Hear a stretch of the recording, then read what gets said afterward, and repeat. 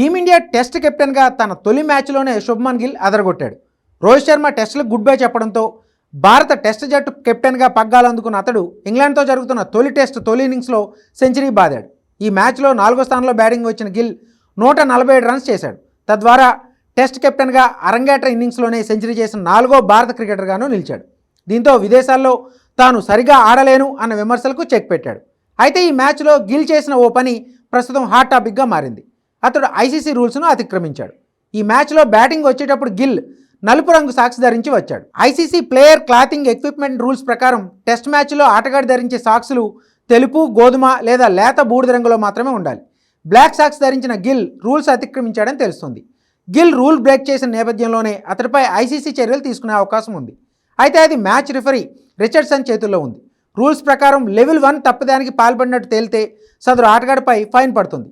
కానీ ఒకవేళ ఆటగాడు ఉద్దేశపూర్వకంగా ఈ పని చేయలేదని భావిస్తే మాత్రం ఫైన్ నుంచి మినహాయింపు ఉంటుంది. ఒకవేళ గిల్ ఉద్దేశపూర్వకంగా నేరం చేశాడని రెఫరీ భావిస్తే అతడికి మ్యాచ్ ఫీజులో 10 నుంచి 20% జరిమానా విధిస్తారు. మరి మ్యాచ్ రెఫరీ గిల్పై ఎలాంటి చర్యలు తీసుకుంటాడా అన్నది చూడాలి.